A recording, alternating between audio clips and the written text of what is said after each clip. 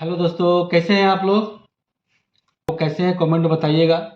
भगवान करे आप लोग सभी स्वस्थ रहें, मस्त रहें, आबाद रहें, चाहे इलाहाबाद रहें।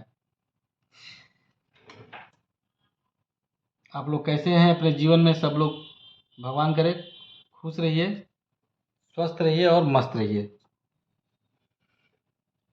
तो इस तरीके से जीवन में हमेशा हर्षोल्लास में रहना चाहिए, इंसान को खुश रहना चाहिए। बाकी तो तनाव तो एक पार्ट है उसका। आज रात है तो कल सुबह तो होना ही होना है। तो दुख और सुख एक पार्ट है। दुख का भी समय कट ही जाता है, बट उसमें कुछ इंसान ऐसे टूट जाते हैं, ऐसे कुछ एग्रेसिव हो जाते हैं, कुछ ऐसे उन चीज़ों की उनके ऊपर हावी हो जाती है कि मतलब वो जीवन में फिर बाद में भी हंसी खुशी वाले माहौल को भी अच्छे से जी नहीं पाते हैं या देख नहीं पाते हैं मतलब। तो इसलिए मैं अपनी विचार रखता हूँ, ऐसी सोच रखता हूँ कि नेगेटिविटी, क्योंकि जीवन एक ही मिला है, ये बार बार नहीं मिलती है, जिंदगी ना मिलेगी दोबारा। जीवन में मत देखो कितने पल हैं, जीवन में ये देखो एक पल में जिंदगी कितनी बार आपको मिलती है, एक पल में जिंदगी कितनी बार जीते हो। कल कल कल करके कल कभी नहीं आता है। आप कोई सोचोगे कि हंसने के लिए कल अच्छा से हंसेंगे, कल हो सकता है और कोई भारी मुसीबत आ जाए। परसों हंसेंगे, परसों खुश रहेंगे, परसों मस्ती करेंगे, परसों कोई और मुसीबत आ जाएगी। तो जब आपको मौका मिलता है, अपॉर्चुनिटी मिलती है जिस जीवन को जीने के लिए, खुश रहने के लिए, मस्ती करने के लिए, एंजॉय करने के लिए, आप उसमें डूबो, एंजॉय करो, मस्ती करो। क्योंकि दुखी रहने से कुछ मिलने वाला नहीं है। आप सोचोगे कि हम दुखी रहेंगे, मुंह बनाए रहेंगे, मुंह टेढ़ा रखेंगे, जलेंगे, किसी को जलाएंगे। एक इंसान मेरे को बोला कि टेंशन लेने का नहीं, टेंशन देने का। हम बोले तू बेवकूफ़ है। टेंशन न लेने का न देने का, क्योंकि इंसान दूसरों को वही चीज़ देता है जो उसके पास होता है। जो उसके पास है ही नहीं, दूसरों को क्यों देगा? तो मेरा ये मानना है, अपना मेरा पर्सनल ओपिनियन, बाकी लोग क्या सोचते हैं उससे मुझे फ़र्क नहीं पड़ता है, कि टेंशन नहीं लेने का न देने का। क्योंकि इंसान के पास जो होगा वही देगा। इसका मतलब कि जो आपको टेंशन दे रहा है वो खुद टेंशन में है। जो टेंशन की बात करता है वो खुद टेंशन में है। तो कभी भी जीवन में हैप्पीनेस ढूंढने की कोशिश कीजिए। बाकी तो जीवन का एक पार्ट है, मैं पहले बताया कि जीवन का एक पार्ट है। दुख सुख भाई है, आते रहेगा जाते रहेगा, आते रहेगा जाते रहेगा। ये किसके घर में, किसके परिवार में कौन दुखी नहीं है? जाके मुकेश अंबानी से भी पूछो, कुछ ना कुछ उनको प्रॉब्लम होगा। एक अमीर आदमी जो भी होगा और पति खड़पति, कुछ ना कुछ उसको प्रॉब्लम होगा। तो आप पैसे से जीवन में देखिए, अगर कोई इंसान सोचता है ना कि पैसा ही सब कुछ है, तो पैसा सब कुछ नहीं है। सब कुछ नहीं है, कुछ है, सब कुछ नहीं है। आप अपने जीवन जीने के लिए, सादगी भरा जीवन जीने के लिए, सुखी रहने के लिए, खुश रहने के लिए, स्वस्थ रहने के लिए बहुत ज़्यादा पैसा मायने नहीं रखता। अगर पैसा ही सब कुछ होता तो फिर अरबपति खरबपतियों को कैंसर होता है, वो जिंदा क्यों नहीं रह जाते हैं? पैसे के बल पर क्यों मरते हैं? उनको भी उतना ही ड्यूरेशन में मौत होती है। मैं बड़े बड़े सेलिब्रिटी को देखता हूँ, कैंसर हुआ 2 साल, 2.5 साल, 3 साल, कहानी खत्म हो गई। एक गरीब आदमी भी कैंसर होता है तो वही 2 साल, 2.5 साल, 3 साल में एक पीरियड होता है उसका, उस पीरियड में मर जाता है। अब रही बात परेशानी की बात, तो मौत तो हो रही है ना। ये तो अच्छी बात है कि मौत अमीरों को भी आती है, वरना अगर सिर्फ गरीबों को मौत आती तो ये बोलते कि साला गरीब था इसलिए मर गया वो, हम अमीर है इसलिए नहीं मर रहे हैं। तो दोस्तों, इससे साफ साबित होता है कि जीवन जीने के लिए, लंबी जीने के लिए, अच्छी जीने के लिए बहुत कुछ पैसा नहीं है। बाकी कर्म करते रहिए। मेरा कहने का मतलब ये नहीं कि हम पैसा कमाना छोड़ दें, काम करना छोड़ दें, ऐसी कोई बातें नहीं है। कर्म पर ध्यान दीजिए कि आप जो कर्म कर रहे हैं वो सही है कि नहीं, वो अच्छा है कि नहीं, उस पर फोकस रखिए। पैसे पर ध्यान एपीजे अब्दुल कलाम नहीं दिए थे। अगर एपीजे अब्दुल कलाम पैसे पर ध्यान दिए होते तो भारत को इतनी बड़ी सौगात नहीं दिए होते, इतनी बड़ी परमाणु शक्ति से लैस नहीं किए होते हो, और बाद में उनको आज एक बेस्ट प्रेसिडेंट के रूप में भी जाना जाता है। के लिए वो आदर्श थे, हैं और रहेंगे। तो जो कर्म, एक कहावत का है कि गांधी जी थे लंगोट में और छप गए नोट में। आप कौन सा कोट पहन के उखाड़ रहे हो? तो कहने का तात्पर्य यह है कि आपका जो कर्म है वो आपकी पहचान बनेगा। आपकी सुंदरता आपकी पहचान नहीं है। आप अंदर से कितने सुंदर हैं वो दिखेगा बाद में, वो छाएगा समाज में। आप ऊपर से खूब अच्छे अच्छे कपड़े पहन रहे हैं, अच्छे पूरा टिक टॉक में दिख रहे हैं, और बोली बोले तो लगा के मुंह से टट्टी कर दिए। क्या मतलब है? तो ऐसी विचारधारा के साथ क्या मतलब है? ऐसी जिंदगी जीने का क्या मतलब है? खुद भी दुखी, दूसरे को भी दुखी, खुद भी दुखी में रहते हैं, दूसरे को भी दुखी करते हैं। ऐसी जीवन जिंदगी नहीं जीना चाहिए और ऐसे लोगों से बच के फिर रहना भी चाहिए। लेकिन कभी कभी जीवन में मजबूरियां हो जाती है, कुछ हालात ऐसा हो जाता है कि हम लोगों को कुछ ऐसी स्थितियों को, परिस्थितियों को, कुछ लोगों को जो बदतमीज टाइप के होते हैं उनको झेलना पड़ता है जीवन में।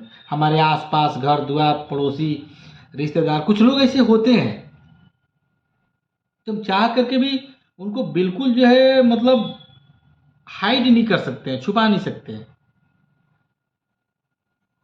क्योंकि जाहिर सी बात है कि आप अगर गंदे चीज़ों को ऊपर से कवर कर दोगे तो गंदगी अंदर सड़ेगी ना। और या तो सफाई कर दो उसको, या फिर गंदगी को ढकोगे तो और बदबू मारेगा वो।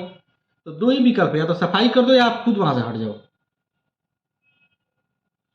ये चीज़ें हैं, इंसान को जीवन में हमेशा खुश रहने की कोशिश करना चाहिए। बाकी तो जीवन में दुख सुख लगा हुआ है, वो तो होते रहेगा, वो चलते रहेगा। उसको हम और आप किसी के हाथ में नहीं होता रोकने के लिए। जो सही कर्म जब समय में जब लिखा होता है तभी होता है। गांधी जी आज़ादी की लड़ाई कोई ऐसा नहीं है कि 2 साल पहले शुरू किया, 2 साल में वो अंग्रेजों को भगा दिए और पूरा देश को एकजुट करके, वो ऐसा कुछ नहीं था। उनको उनको भी लड़ाई लड़ने के लिए काफ़ी दिनों से ये पहलू पर काम करते आ रहे थे कि देश की आज़ादी की। बाकी बात इंसान को अपना कर्म करना चाहिए, अपना कर्तव्य करना चाहिए। किसी के बारे में बुरा मत सोचिए, बुरा मत बोलिए। और बुराई ज़्यादा दिन टिकती नहीं है।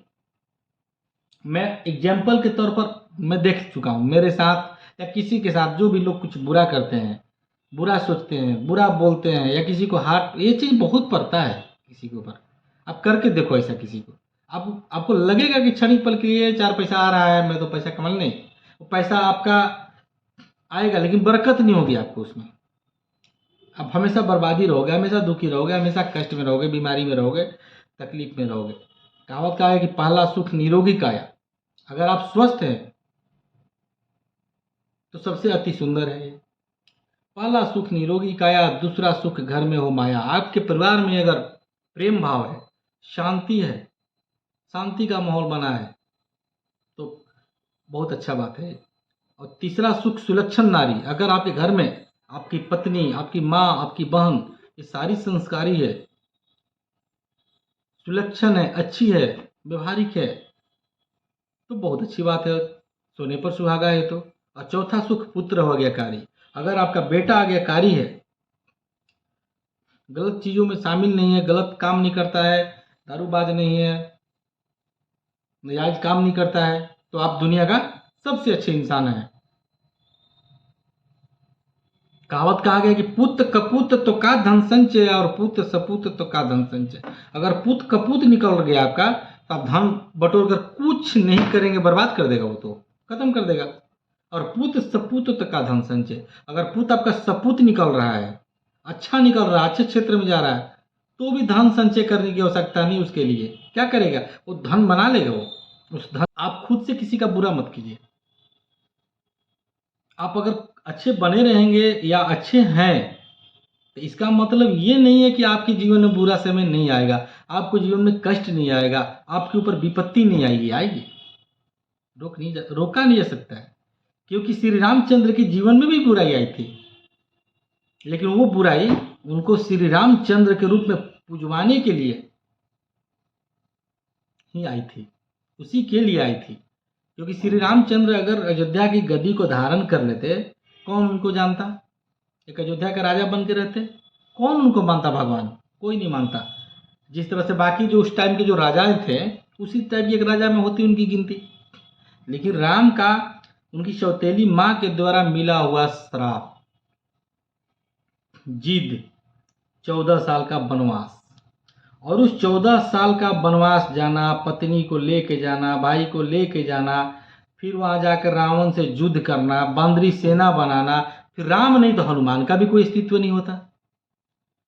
14 साल उस शख्स ने जो जंगल जंगल यात्रा किए, अपने से आप देखना रामायण कभी भी जो बना हुआ है टीवी पर, कभी रामायण देखना, उसमें स्टोरी ध्यान से देखना, तो उसमें क्या दिया है, रामायण क्या सिखाता हम लोगों को।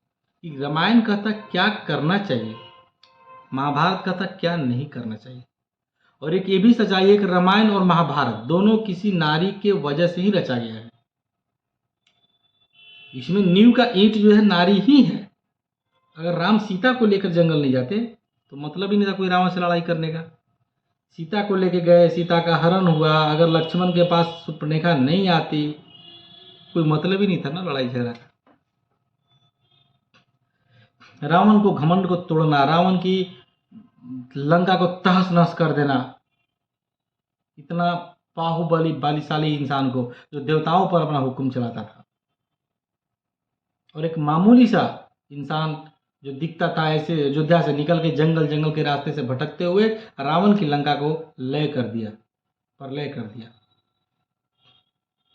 और वही उसका कर्म श्री रामचंद्र जी के रूप में उभर कर आया। तो सत्ता का लालच नहीं किया कि मैं बड़ा भाई हूं तो मुझे राजगद्दी में बैठना है। हम लोग तो छोटी छोटी चीजों के लालच में इतने उलझे हुए हैं कि अपने रिश्ते नातों को खो देते हैं। रिश्ता क्या होता है, नाता क्या होता है, एक दूसरे की संपत्ति खा लो, एक दूसरे की प्रॉपर्टी हड़प लो, एक दूसरे से बेईमानी कर लो, उसके हिस्से का मार लो, उसके अंश खा लो, उसके संपत्ति। अरे क्या लेके जाना है ऊपर भाई। सब यही रहेगा, सब यही रहेगा। किसके लिए बटोर रहे हो? अपने संतान के लिए? बुढ़ापे में वो भी लात मारेगा जिसके लिए तुम बटोर रहे हो, क्योंकि तुमने जो बोया है वही काटोगे। बोलता है ना स्वर्ग नर्क, नहीं कोई स्वर्ग नर्क, सब यही है। अच्छे कर्म करोगे, साल 2 साल 5 साल में आपको परिणाम यही मिलेगा। राम जी ने क्या बिगाड़ा था? इसका मतलब वो जंगल में 14 साल वनवास काटे तो कुकर्मी थे वो? उनके जीवन में जो कष्ट आया इसका मतलब उनका कर्म खराब था? उनका कर्म यही खराब था ना कि वो आज्ञाकारी पुत्र थे। अपनी सौतेली माता की वचन को भी तोड़े नहीं हो, निभाए, और अपनी माँ जो जन्म दी और सौतेली माँ दोनों में कोई अंतर नहीं समझे। दोस्तों इस कहानी से ये सीख मिलती है कि त्याग बहुत बड़ी चीज है। त्याग करके जीवन में जो आपको शांति मिलेगी ना, जो आपको, आप कभी भी देख लेना किसी भी चीज को पा करके आपको कितने दिन खुशी शांति मिलती है, लेकिन दान करके देखना, किसी को कुछ करके देखना ईमानदारी मन से और आत्मा पर हाथ रख के, जरूर आपको उसके लिए अच्छा मिलेगा। वो इंसान नहीं करेगा डायरेक्ट, भगवान वो नहीं करेगा डायरेक्ट, घुमा के आपको अच्छे कर्म का फल अच्छा जरूर मिलेगा। बुरे कर्म का बुरा नतीजा, क्या भाई चाचा क्या भतीजा। एक गाना किसी ने गाया था कि तूने जो कमाया है दूसरा ही खाएगा, खाली हाथ आया है खाली हाथ जाएगा। जब तक ये सांसें है तभी तक ये रिश्ता है। जब तक सांस जिस दिन जिस घड़ी टूटी ये रिश्ता भी टूट जाएगा। तू माया में जीते जी, तू माया में राम नाम को भूला और पाप करने पर तूला। समय जब आया तो राम नाम याद आएगा, राम नाम याद आएगा। तूने जो कमाया है दूसरा ही खाएगा, खाली हाथ आया था खाली हाथ जाएगा।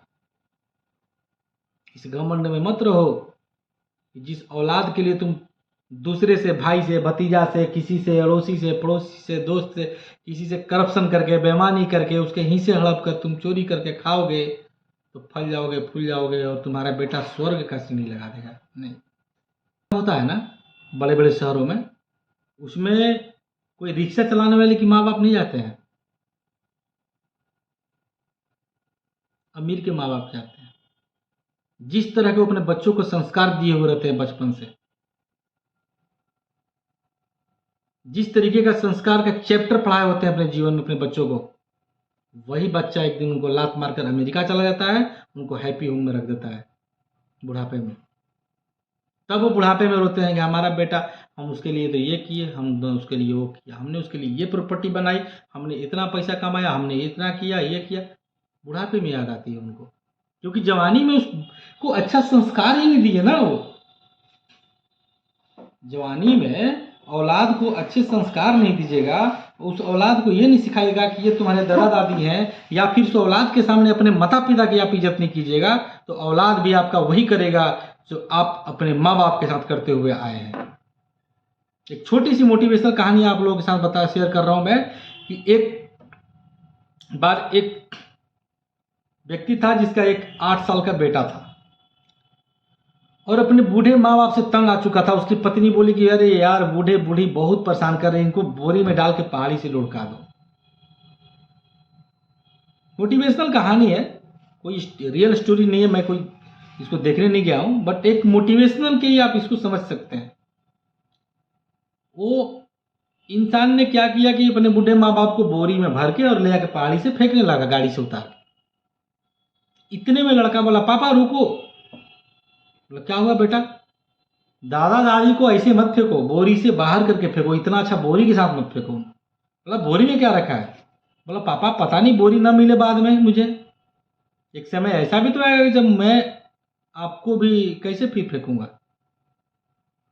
तब वही रुक गया, बोला कि अरे मुझे भी तुम फेंकेगा? बोला, क्यों?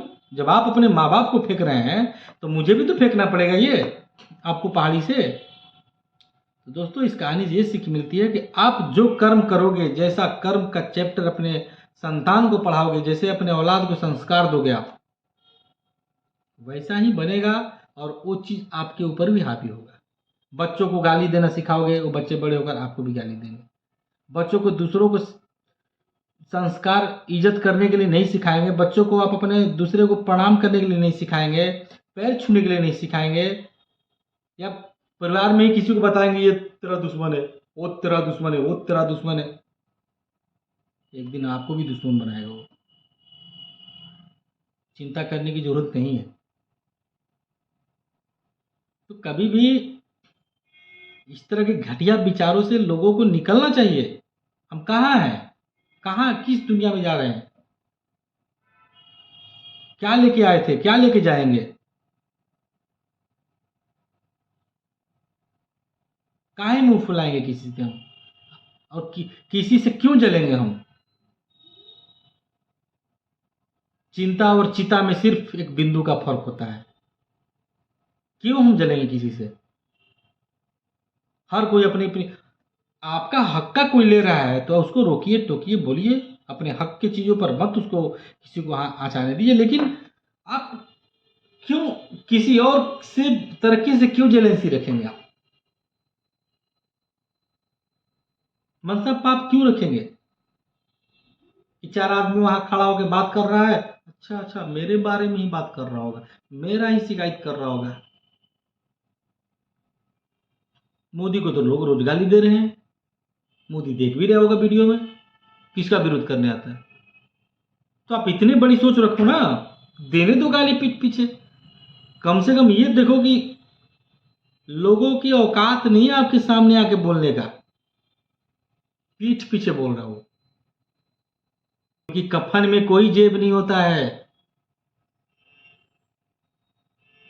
मरने के बाद में यही परिवार वाले जितनी अंगूठी या जितनी ज्वेलरी लाद के घूम रहे हो ना, सारे उतार के साइड कर देंगे।